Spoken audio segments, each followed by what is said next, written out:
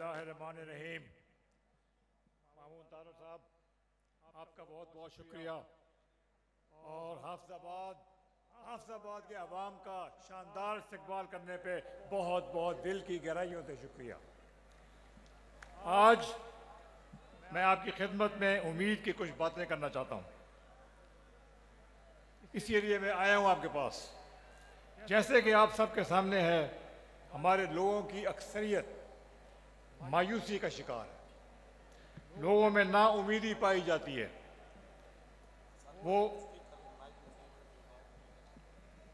मैं ज़रा माइक आदन ठीक करके नो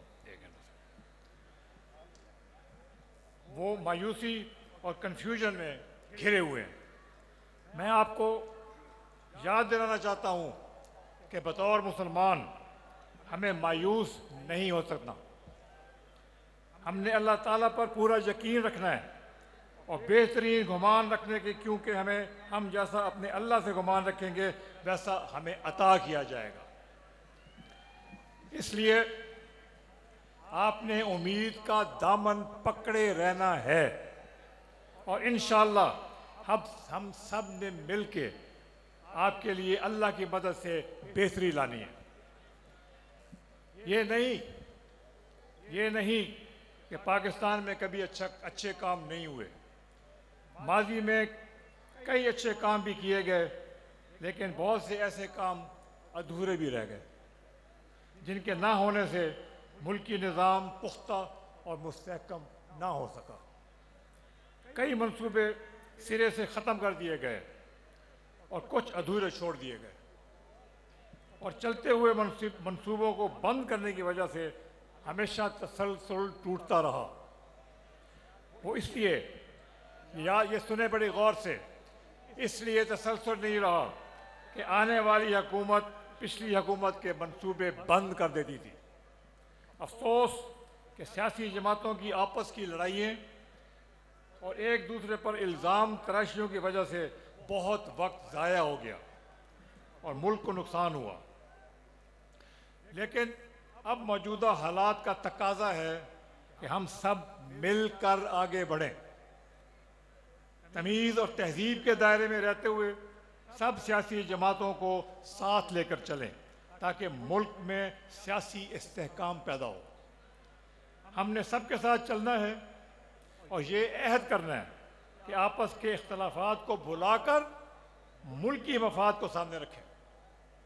मुल्की मफाद सबसे पहले, सब मिलकर काम करें और पाकिस्तान को सबसे आगे रखा जाए। हमें सुपरस्टार की नहीं बल्कि सुपर सिस्टम की ज़रूरत है।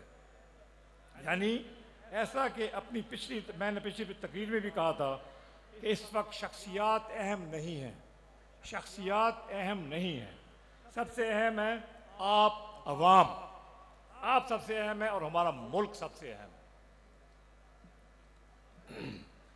जब सब सियासी जमातें इकट्ठी मिलकर चलेंगी तो हुकूमत में आने जाने से मुल्क की तरक्की की रफ्तार कम नहीं होगी।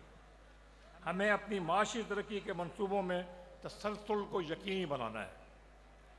जाने वाली हुकूमत और फिर आने वाली हुकूमत में ये तय होगा कि जो मंसूबे जारी हैं उनमें रुकावट नहीं आएगी। तरक्की का अमल कभी नहीं रुकना चाहिए।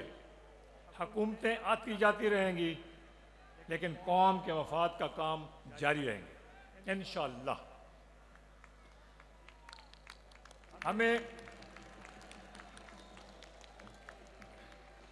हमें इस बात को यकीनी बनाना होगा कि हमारे सब इदारों में हम आहंगी हो, वो किसी भी किस्म की सियासी वाबस्तगी से आज़ाद हों और सब अपने अपने दायरे कार में रहकर मुल्क की तरक्की में अपना किरदार अदा करें।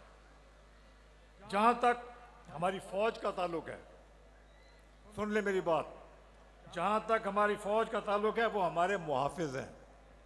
इनके जवान हमारे तहफ़्फ़ुज़ के लिए अपनी जानों का नजराना पेश करते हैं।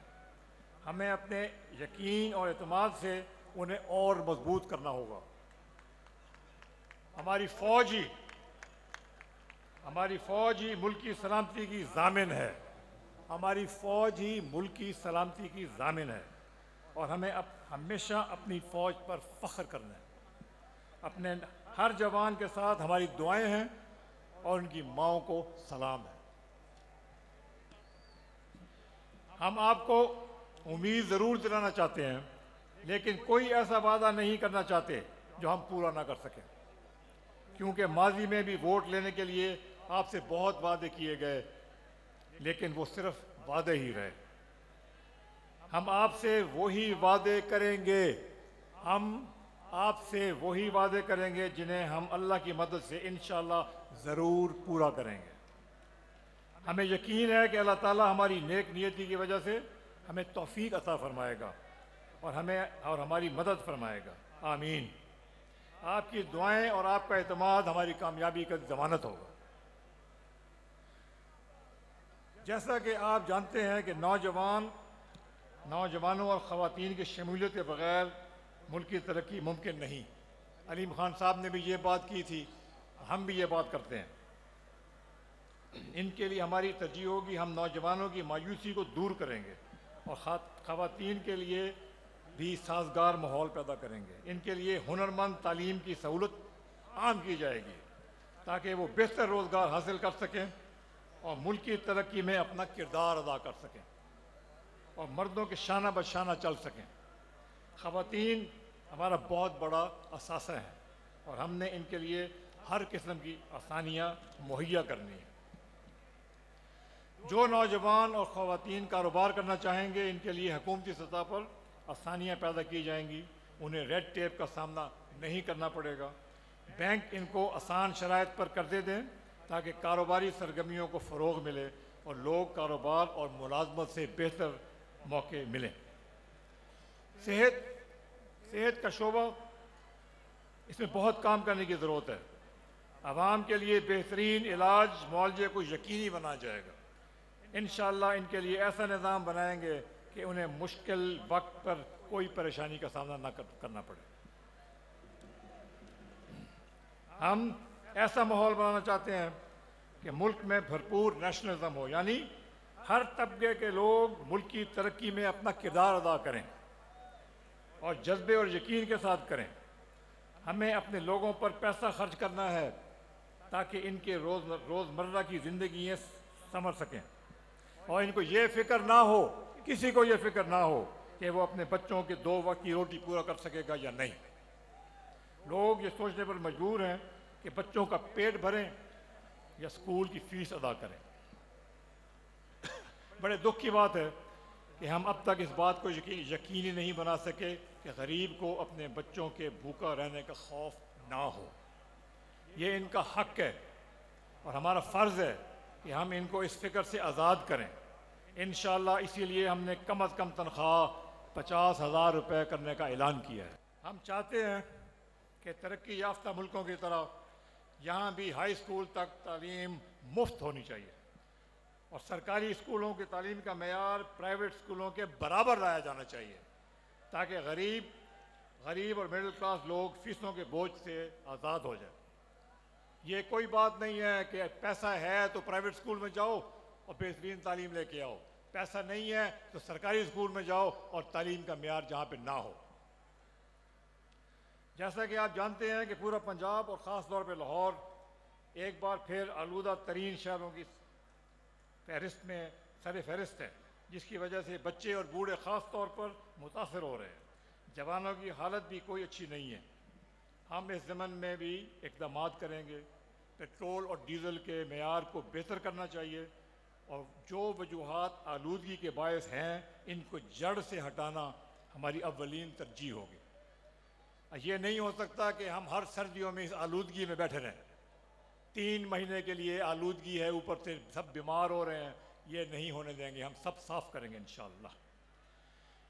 अब आखिर में कहना चाहता हूँ मेरे बहनों और भाइयों, आएँ हम सब मिलकर अहद करें कि हम सबसे पहले पाकिस्तान का सोचेंगे, सबसे पहले अपने मुल्क का सोचेंगे, पाकिस्तान को आगे रखेंगे, सबको साथ लेकर चलेंगे ताकि बाहमी झगड़ों और इल्ज़ाम तराशियों के बजाय हम पूरे यकीन और उम्मीद के साथ हंसी खुशी आगे बढ़ें। अल्लाह ताला इस इत्तेफाक और इत्तेहाद की वजह से अपनी रहमतें और बरकतें अता फरमाएँ और हम सब मिलकर पाकिस्तान को हकीकत बनाएं, असल में पाकिस्तान बनाएं। आमीन।